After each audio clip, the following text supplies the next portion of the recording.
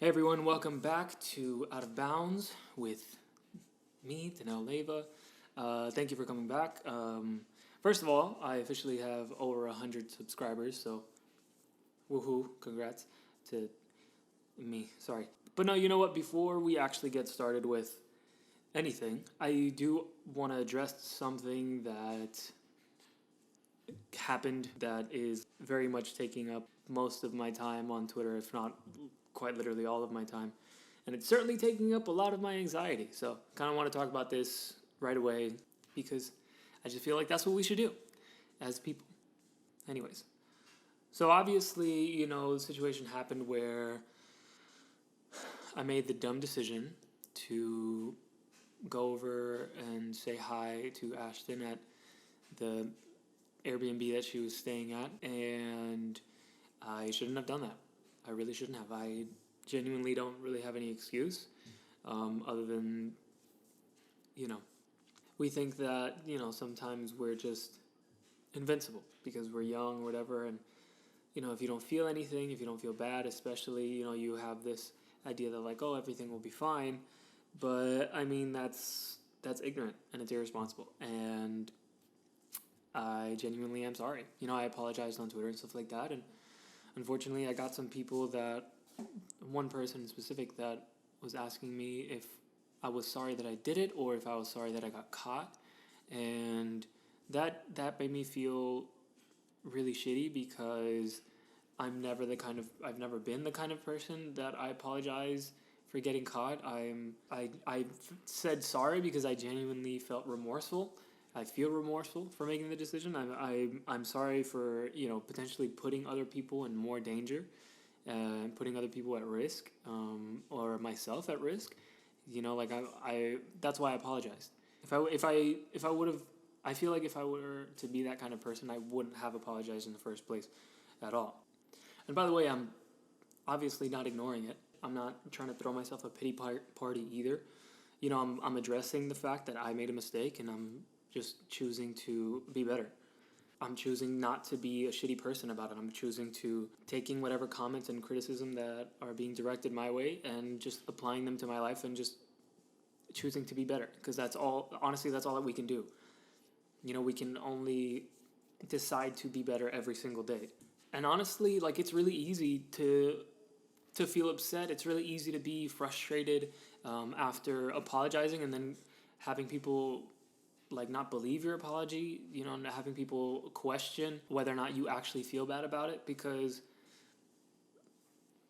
I did feel bad about it. But instead, I'm choosing to understand the reason why people are upset. Honestly, all I can do right now is take what's being said to me and apply it to my future self. And I don't want to sound repetitive or anything, but that's it. That's all I can really do. So, because honestly, I've always been that kind of person. When I was competing and I would fall in an event or whatever, and I would just bomb a competition completely, I would acknowledge it. I would make a note of it, and then I would try every day to be better than my past self. I would try every day to rectify whatever mistake that was made. The great thing about the situation that I'm in right now, and the biggest difference, is the fact that I don't have to worry about factually landing on my face or getting hurt. All I have to do is take one more second to decide whether or not the decision that I'm making is the right decision. So I'm very fortunate in that sense. And honestly, I feel like, for me personally, I feel like that's what life's about. It's not about being perfect. It's just choosing whether or not you decide to be better every single day. It's hoping not to fail, but then understanding that if you do fail, you have the opportunity to grow from there. So that's what I'm going to decide to do. I'm taking my mistake, I'm acknowledging it, I'm making a note of it, and I will, from here on out, decide to be better. I do want to thank everybody for showing me all the positive feedback, because I'm not just going to talk about everybody that has been showing me criticism.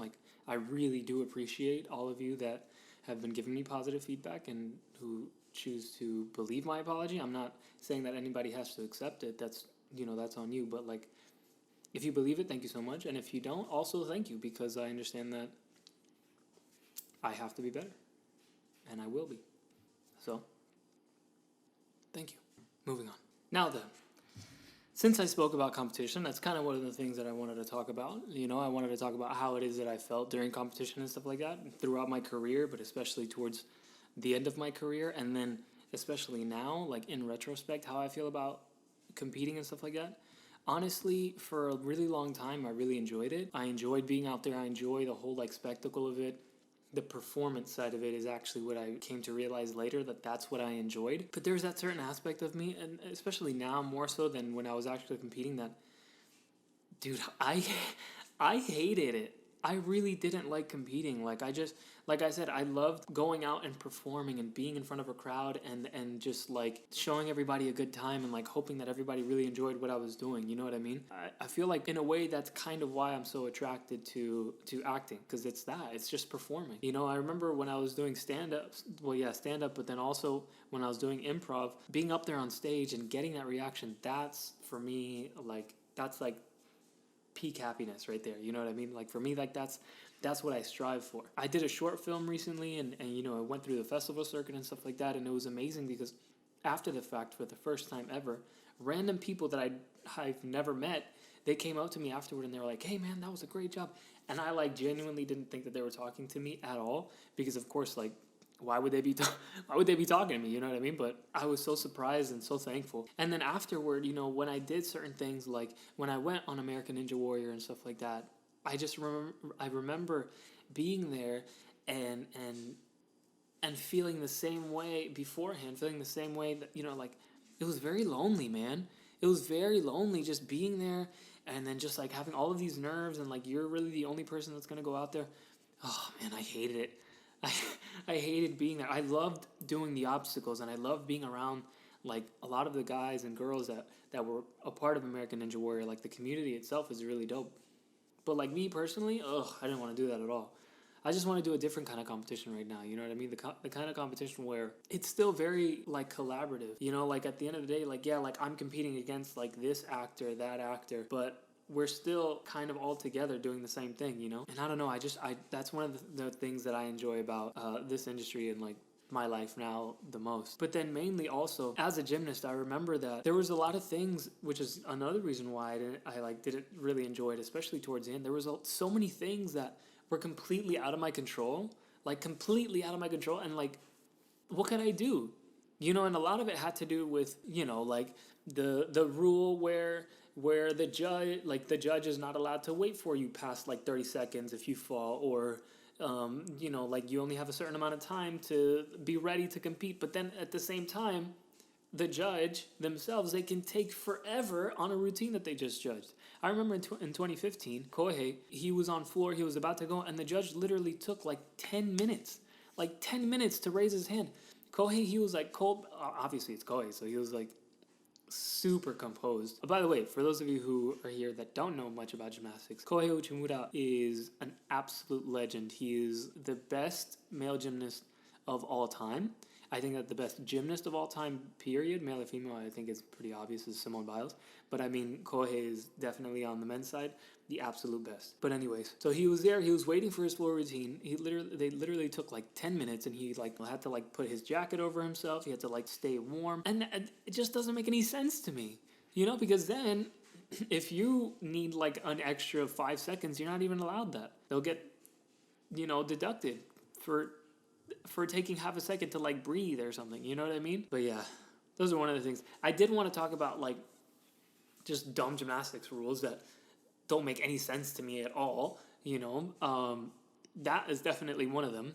The other one that for me is like a really big deal is the fact that, like, internationally speaking, whenever you go to compete, qualification or team finals or all-around finals, there's always a one-touch warm-up, which is basically right before you get to compete. You go and you have like one last turn on the event. But then for event finals, they like just get rid of it completely. And to me, that makes no sense. That is genuinely very dangerous, especially nowadays, and in how like the whole aspect of gymnastics, how it's completely grown, and how people are throwing these crazy things that nobody would ever have imagined 20 years ago.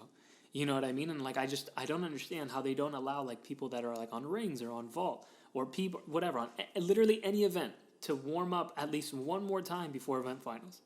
And, you know, you hear some of these people be like, oh yeah, it's because, you know, it's because of TV. It's because of this. It's because of, no, it's not. They have no legitimate reason for it, and I just don't understand it. And I really think that it's something that they should be changing. But I don't know. I can't really do anything.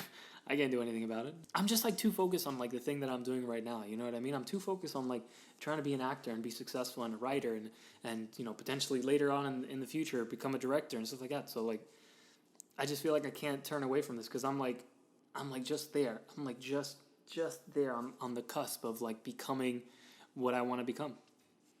And I don't want to stop, you know, because that's what I did when I was training. When I was training, I knew that I was like just on the cusp of becoming what I wanted to become, and I stuck with it, and it worked out. So I'm gonna try and follow a similar formula at least, you know. I think that's about it. I think that's about it for today. I think I have enough stuff. I think I spoke about enough. Thank you guys again for tuning in. I really appreciate it. I'm going to end with like, comment, and subscribe, and all the other stuff. Tweet at me whatever suggestions you have for Tuesday's podcast. I will be looking forward to it. I've been working with an artist to come up with like a logo for me, and I've been trying to get some music for the podcast, but like that'll come in time. All right. So thank you guys so much. I really appreciate it. I love you. I love all of you. Tune in on Tuesday. Peace out.